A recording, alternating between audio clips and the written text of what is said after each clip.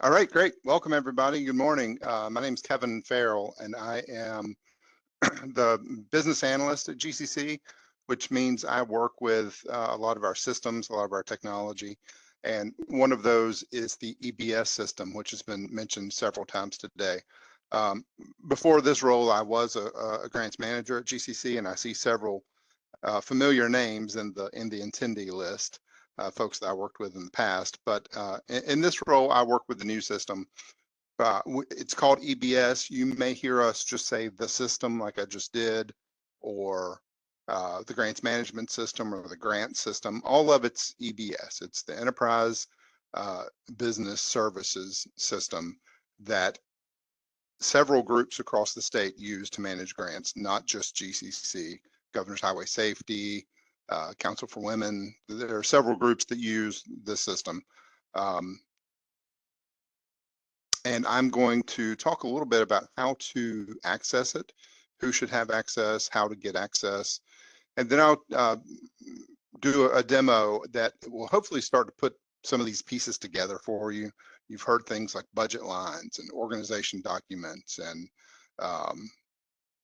priorities and applications. So hopefully this demo will start putting some of these things together, and it'll show you what it looks like in the system. Then we'll talk a little bit about EBS resources, how you can get help.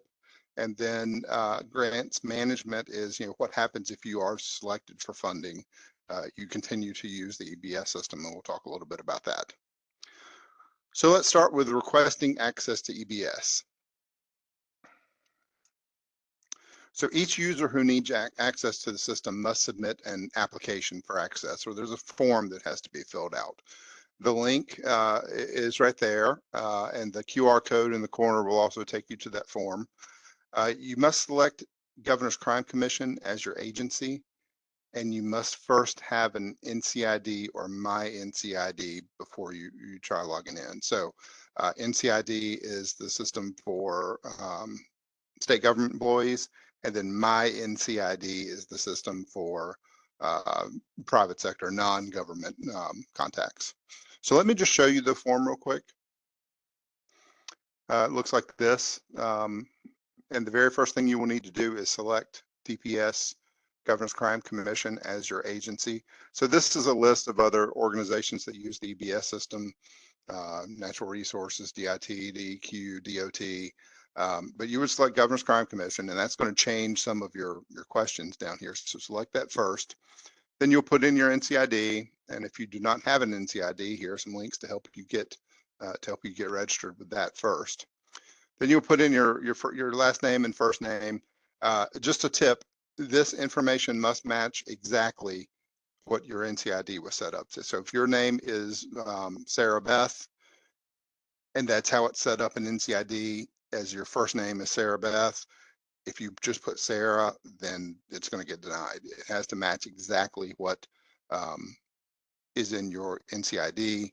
And as far as that goes, your email address that you enter down here must also match your NCID. So if your NCID was registered with a work email and then you put a personal email here, it's going to get denied because it must match exactly what your NCID or My NCID is. So you'll fill out this information about your organization, about yourself. Another very important piece of information here is the tax ID for your organization. That's what's going to tie you or your account to the North Carolina financial system where payments are made from. So getting that tax ID correct is very important. One thing I didn't mention, if you already have access to EBS, but not the GCC tiles, and I'll show you tiles in a second, you do have to fill this out. So if you filled this out before for Council for Women, and now you need it for GCC, you'll have to fill this out a second time and select GCC at the top, and then you'll put in the NCID that you currently use in this section. And then at the end, the last question is going to be, what's your role? I think there's only one. Your role is subrecipient. And then you're going to press generate. It's going to give you a code. You put it there and then hit submit. Then your application is sent to GCC for review first. So we'll look at it first. as kind of a first, yeah, this organization makes sense to us. It doesn't look to be spam or something that's not legitimate. And then we will approve it and send it to the EBS team, which is housed over in the Department of Transportation, and they will approve your account, set it up in the system, and then you'll get an email from a DOT email address saying, welcome to the EBS system for GCC. Here's how to log in. So that's a little bit of information about the form. This form has to be filled out by, again, anyone at your organization who's going to need access to EBS, but not everyone will need access. So, you know, whoever's going to complete the application needs access. Whoever's going to enter reimbursement requests, if you're chosen for funding, will need access. And there may be some other folks in your finance group or someone who needs to look at this for reporting reasons, but not everyone related to the project will need EBS access, only those who will really be submitting information to GCC.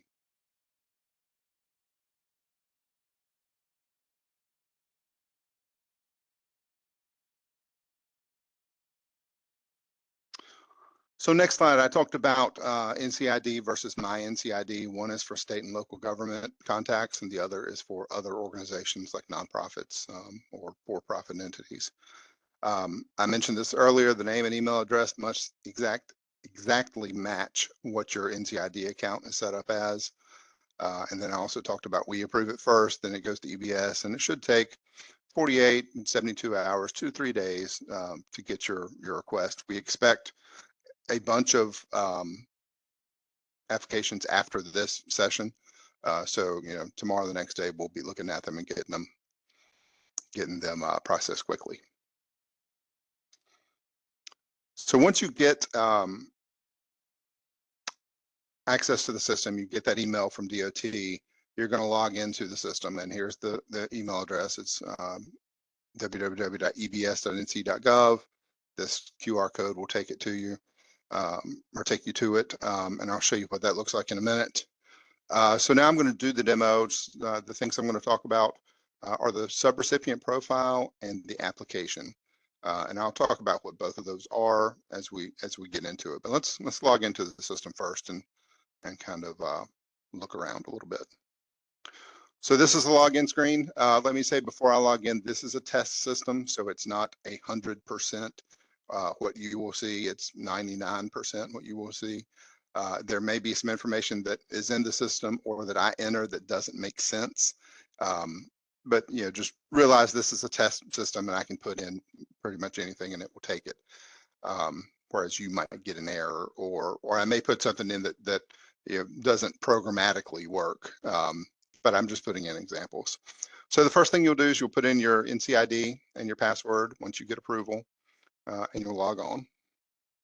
And it's going to take you to what we call this home screen. A couple of things about this page. At the very top, the top right-hand corner, if you click there, it's going to show you who's logged in. That'll be your name. So I'm logged in as test user number 6. This is where you can sign out down here. If you have issues with the system, we might tell you to go to clear personalization. That kind of resets things if there are errors. But this is kind of a menu that you can work through. And these things are called tiles here in the middle of the screen. So when we say the application tile, this is the area we're talking about right here. And you can kind of move these around. So today we're going to talk about the subrecipient profile tile and the application tile. So starting with the subrecipient profile, let me talk about what that is. That's kind of where you tell us about your organization. And instead of making you do it for each application you enter, you set the profile up once, and then each application kind of attaches to that profile. So if you're applying for multiple priorities, multiple programs, you set your profile up once, and then you submit applications. But there are documents and other things inside the profile that you won't have to input multiple times. You just do it once. So let's look at the profile to start with. When you go in, you'll get a form. This is what EBS forms look like. Most of them have a status of some sort. This is open, meaning that it's just been opened. It has a created date. It's going to have an expiration date once we talk about documents. Documents are only good for a certain amount of time, and this will tell you, okay, you have a document that expires December 31st. If that were the case, then your expiration date here would say December 31st. So there are 5 areas of the profile, and any user who has access can come in here and edit it. So let's just hit edit. It's going to make it editable. And then you can make changes. So your subrecipient name you can't change, but you can say, hey, we really go by FSU. That's our doing business as. Your organization type is important because it drives what documents are required later in the profile. So let's just say Fayetteville State University is part of a state agency. You put in your website, fsu.edu, and put in a phone number.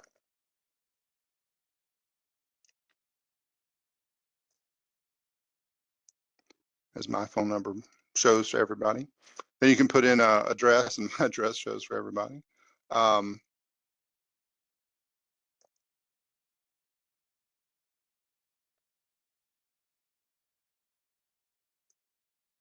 Have to put in a zip code, and it does require it to be the +4. That helps us with reporting. Your fiscal year end date, let's put December 31st. Year nonprofit was obtained. We'll put not applicable for this one, and number of sworn officers does make sense for Fayetteville State, so we'll put 12. So that's kind of this general information, this first section, where you're telling us about your organization. And then working our way across the top here, the next section is demographics. That is basically some of your U.S. congressional district, state Senate district, state House district, the counties or counties being served, population project area, principal place of performance, and zip code for the principal place of performance. That also has to be in zip code +4. Just to show you how this works, congressional district, drop it down to we're in congressional district 3. So you just select the ones. If it is all, let's just happen to say county served, or all 100 counties, you would hit all, then all 100 counties fall in. So that's the demographics section that you would fill out for your organization. Next section is key personnel and contacts. So each subrecipient or applicant has to tell us who your authorizing official is, who your financial officer is, and who your organization admin is. I think these roles will be defined in the RFAs, but just quickly, I'll say that the authorizing official is basically who's in charge, who can sign for the organization, sign a legal document. So let's just put AO number 1 in there. Who's the financial officer? That's usually a controller or finance manager. And then org admin is the person who we're going to send notifications to when something in this profile is expired or needs to be changed. So that's organization admin. You'll put in a telephone number and an email address and a title for each of these folks too. So those are your key personnel. We call it AO, FO, and org admin. Those are the 3, and these again apply for all of your projects or all of your applications. You don't see project director here because that's a project specific. So each application you'll set up who your project director is. But these are kind of universal. All our applications are covered by this authorizing official, this financial officer, and this org admin. I'm going to skip organization documents for a second and go to certification. The last thing, and this does need to be clicked by your authorizing official, so that's someone who would need to get a login. And then once you click it and once it's saved or submitted, it's going to tell us who clicked this certification and what date it was last certified. So that is one thing that needs to be done by a certain person. But other than that, anyone who has access can get into the system and make changes to the profile. So the one I skipped over, the 4th one here, is organization documents. And Sandy and Navin mentioned organization documents a couple of times in their presentation. when they were talking about travel policies or purchasing policies. So these are documents that applied again to your entire organization that we need to review and approve before we can do anything else, before we can go any further with an application. And this list shows you what they are. So since I chose state agency, this list is now set to the documents we need for state agencies. Had I selected nonprofit, this would be a different list. But you have to go in and enter one for each of these. So a single audit certification, equal employment opportunity document, indirect cost letter. These should all also be defined kind of in the RFA, and they're the ones of these that are forms are on our website, so you can download it, get it signed and scanned, and then attach it here. So let's just attach a couple. I'll do an indirect cost letter. So you first choose what you're uploading and press the plus button. It's going to prompt you to find the file, and then once you upload it, it gives the file name. It tells you this is an indirect cost letter. It tells you who uploaded it, or who created it, and then an expiration date. We haven't reviewed this one yet, so it doesn't have an expiration date. Once you submit it, and then we log in and we approve it, we'll give it an expiration date, and then that document or that variable will fill in.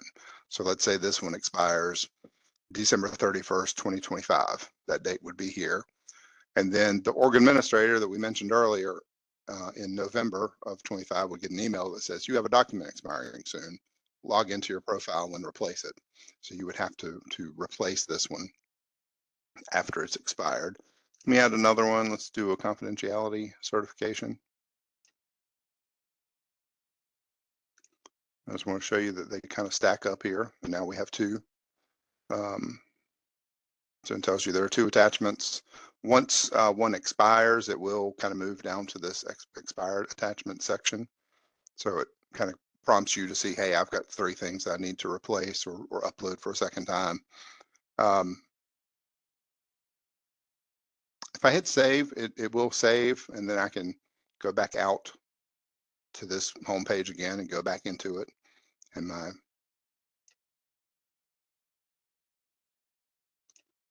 my changes are still saved there, but I haven't submitted it yet. So it's still in a status of open.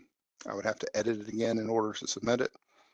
So I'll scroll down here and I'm just going to hit submit. It gives me an error message, and it says there are 17 errors here, and it tells you what they are. You know, you didn't attach a single audit certification, you didn't attach a equal employment opportunity, civil rights checklist. It tells you all the things that you need to complete before you can submit it. And then it's also telling me that no one has certified it, and the zip code is not in the needed format of zip code +4. So those are organization documents. You will get an email once it's submitted. Someone at GCC will approve it or look at it and review it. And then if they approve it, you'll get an email that says your submission has been approved. They could also return it to you with instructions that says, hey, your certification of some certification had the wrong signature, or we need a different policy. They can return it to you, and then you would log back in here and make the changes and then hit submit again. It would go back to GCC for review. So that is the subrecipient profile, and this is kind of new with EBS.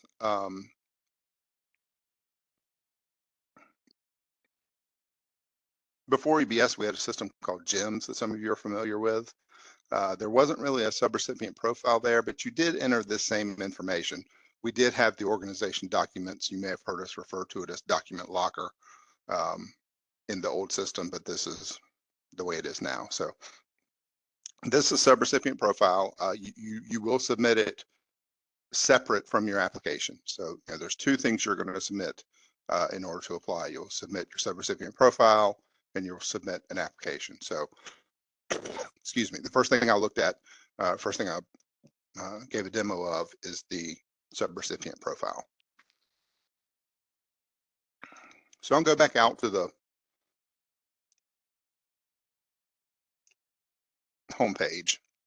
Again, we just completed the subrecipient profile. Now we're going to start an application.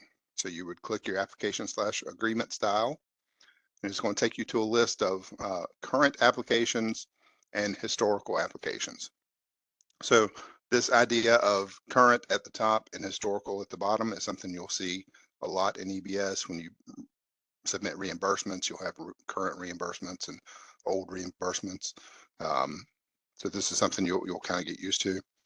So any application that is in process, you could go back into and work on it, or you can cancel it. And anyone can do this. So that's why I said not everyone needs access to do this. So if you create an application and a coworker comes in and cancels it behind you, it's probably not a good idea. So that's why not everyone needs access. But to start a new application, and you probably wouldn't have this many applications open at once. Again, this is a test system, and so things might not look exactly like you think they would. But to start an application, you would hit create new application, and then you'll be presented with a list of program priorities, programs that you can apply to. And these will display on December 1st when the application period opens. That's when all the priorities will show here. So if you were to log in now and you hit create new application, you're not going to see what you're looking for as far as starting an application. That's not going to be there until December 1st. So I'm going to start an application for this down here, 2025 demo program. So you click on the program ID, and these program IDs and names should also be in the RFA. So they're kind of intuitive to start with, but you'll know exactly which one is the right one for you to click on if you read through the RFAs. So I'm going to start one for this demo program. And it starts a blank application.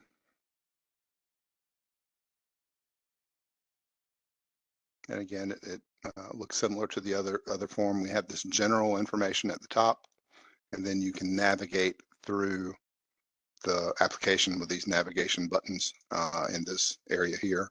So let me go back to the top section. So we call this kind of the header level. It's just general information. And the two things you can put in there are your project name. And again, your RFA will probably tell you how to name this, but I'm going to call it 2025 FSU project. Again, the RFA will tell you what to put there, but that's your project name, your project description. And the other thing you can put here is indirect cost rate, which Navin and Sandy talked about. So I'm going to put in the de minimis rate, which is 15%. And then if there are any matching funds for that program, it would display there. And then there's a maximum budget amount, which for this one should not be $11. Again, I said it's a test system. This would probably be like $11,000, let's say. But when we start to build the budget, I'm probably going to get an error because I put in more than $11. But that will show you how the system checks for errors. So as you're building your application, there's just questions to answer. Each question is here in text, and then there's a max number of characters that you can answer with.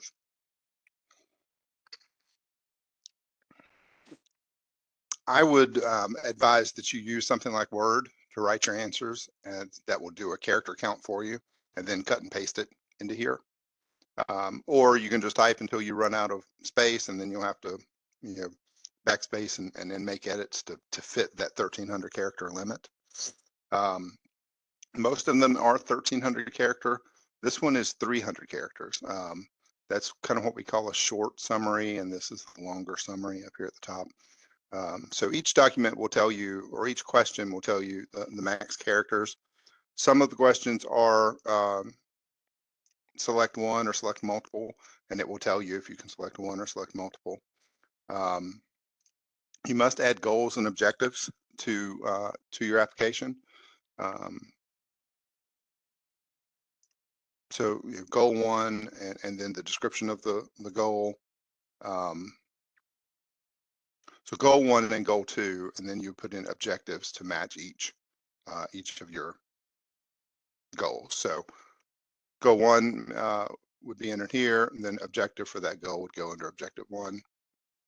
Goal 2 would go here, and then objective 2 would go there. Official section. Remember, we just created our profile a few minutes ago, and we put in FO1 and AO1. So it copies from your profile who your financial officer and authorizing official should be, but you have to put it in a project director because it's project specific. So I'll put PD number 1 there. Again, you put in a phone number, put it in an email,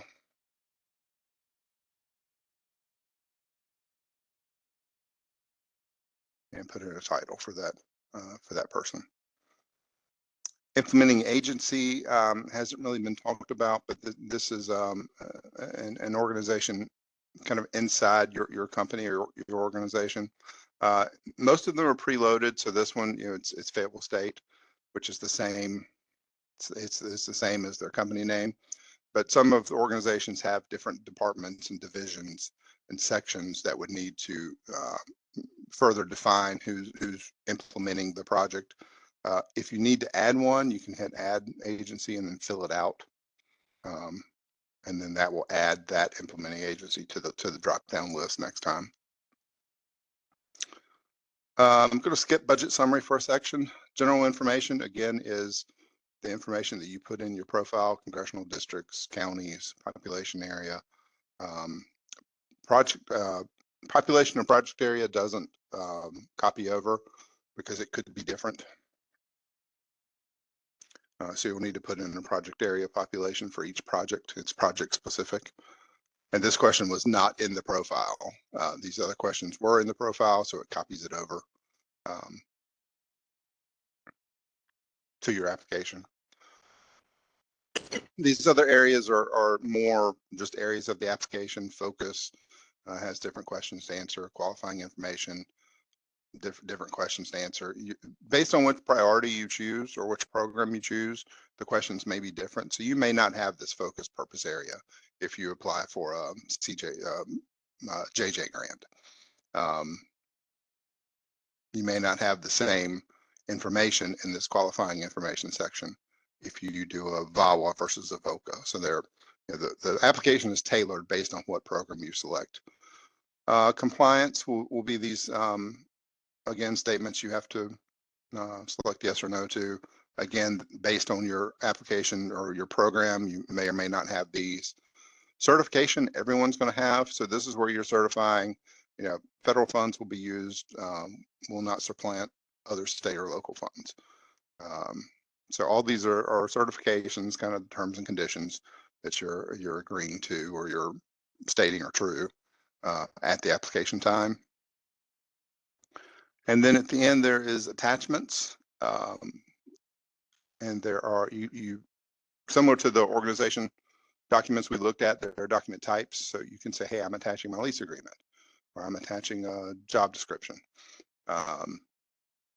Or maybe your grant manager said, hey, I need you to attach a map of where your facility is located.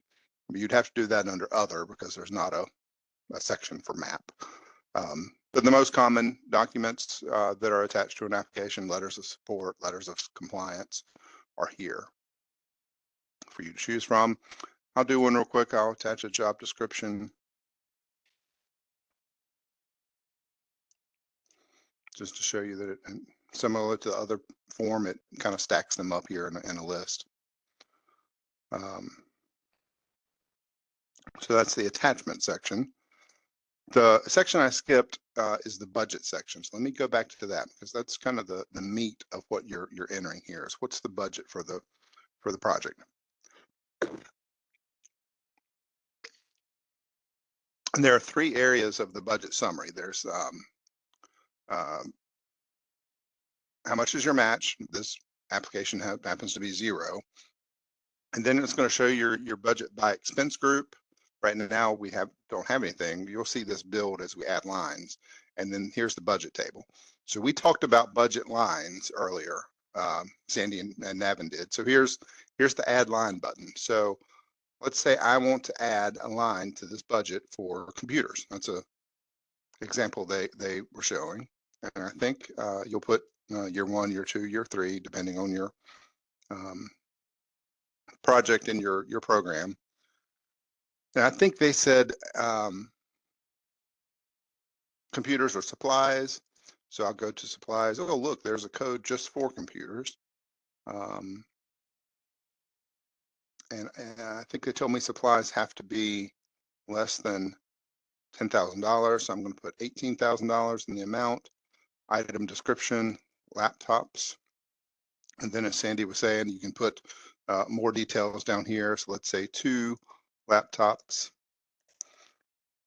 Let's be more specific. Let's say Lenovo M34 laptops at $800 each equals, let's make it 900 so my math works. $900 each equals 1,800. Laptops will be used to support the program by, and put your information there. So this is how you would enter what we call a budget line. So everything's here. Let me hit OK. And you'll see it added a budget line for us, $1,800 laptops. And if I look now, if I look at the budget summary, it's starting to build it for me. Okay, supplies have $1,800 in year 1. So it builds for you. Let's add another line. This time I'm going to do operating expense that was talked about earlier. So let's call it rent. And this time I'm going to say this is indirect relevant, that I'm going to collect or ask for indirect funds on this expense. So I'll say, yes, it is indirect relevant. I'm going to put $10,000. Rent, again, you would put a detailed description here.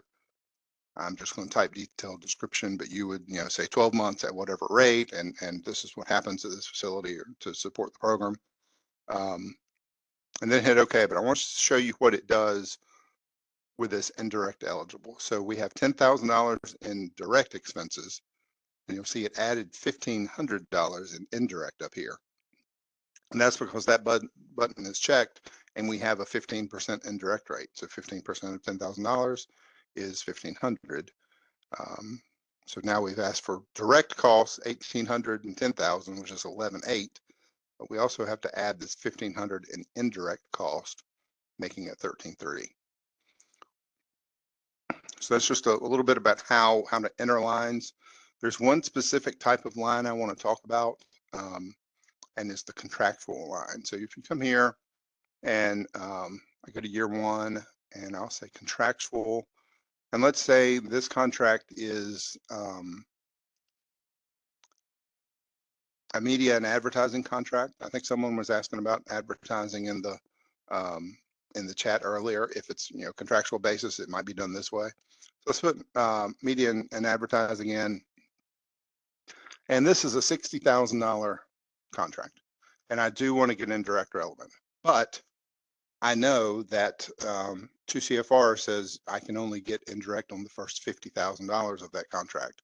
So you're going to have to enter it as 2 lines, 50,000, and I'll call it contract part 1.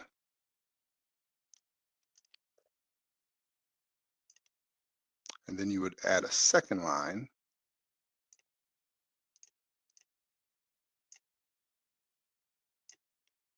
contract media and advertising for 10,000, and do not select indirect relevant, and then put contract part 2. So when I go back to the budget here, it shows this contract is a total of $60,000, excuse me, 50 plus 10, but only 50 of it is indirect eligible, because 2 CFR tells us that only the first $50,000 of a contract is eligible for indirect collection or indirect expenses. So that's an issue. That's a situation where you would have to put 2 line items in to cover 1 purchase, but the general rule is 1 line covers 1 purchase. You may put a line in here if you're buying some equipment that has a warranty. You would then put in a line for the equipment and then a second line for the warranty. So that's another example where you may put in multiple lines. But again, so it's building the budget for us up here, and you can kind of check it as you go that, okay, I'm up to 80,000. What other lines do I need to add? At some point, you're going to hit submit when you're finished. And this should give me an error, right? Because I said there's an $11 maximum budget, and it's saying your requested amount should be less than or equal to the maximum budget amount. So let's see if I can make this $11. I'll make them all $1, and you can just change in the system here, make your changes here.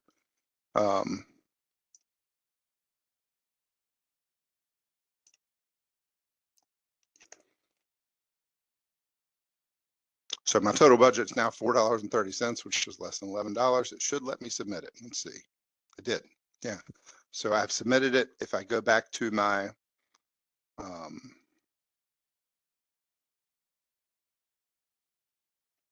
list of applications, it should now show me that this is in a status of submitted GCC preliminary review. And you can log into the system as the year goes on and see the status change as we go through the process that Lindsay and Keon talked about earlier, the review, the committee, the commission. This, if you go in and look at applications, your status will change. It will go from submitted to pending commission review or pending committee review. You can kind of follow the progress along with that status. So again, just in review, we've looked at subrecipient profile and applications. These both need to be completed in order to apply for a grant. And the subrecipient profile is just general information about your organization, along with your organization documents, which apply to all applications you put in. And then again, your list of applications would be here under the applications. It's called applications/agreements because if you're chosen for funding, this status would change to like ready for reimbursement. And then it's a open grant at that point. So this same page is where you would see like these are open grants. This one is open pending a risk review. So there, again, the status kind of tells you where you are in the process. Let me go back to my slides real quick.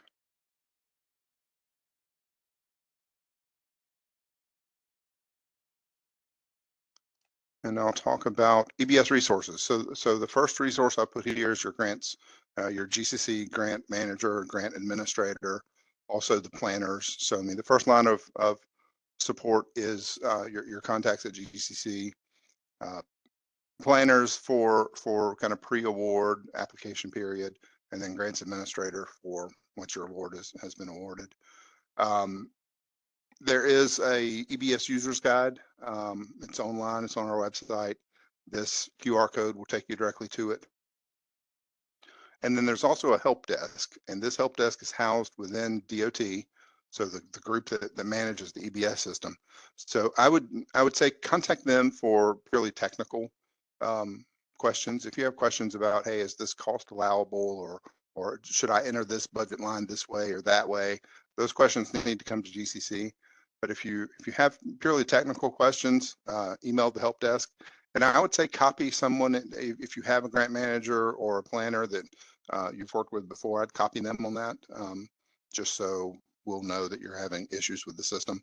But this is more of a technical help desk about the system itself. And then if you're chosen for funding for an award, you'll use the same system to manage the grant. So your application would then turn into an agreement. You would submit reimbursements, or you may hear us say claims in the system. You would submit change requests, which are changes to your applications after the fact. You'll submit, there's a reporting schedule where you have to submit quarterly reports, and that's called GCC reporting, or you may hear us say activities.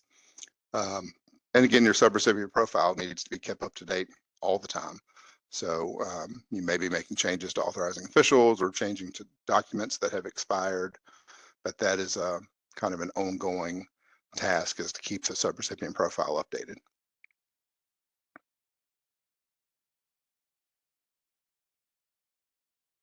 So Jason, that's all I had. Is there any other specific things you want me to talk about or show?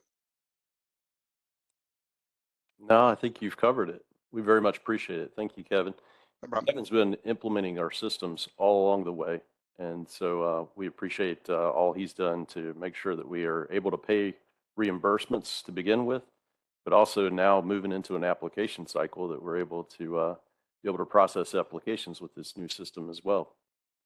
Much appreciated.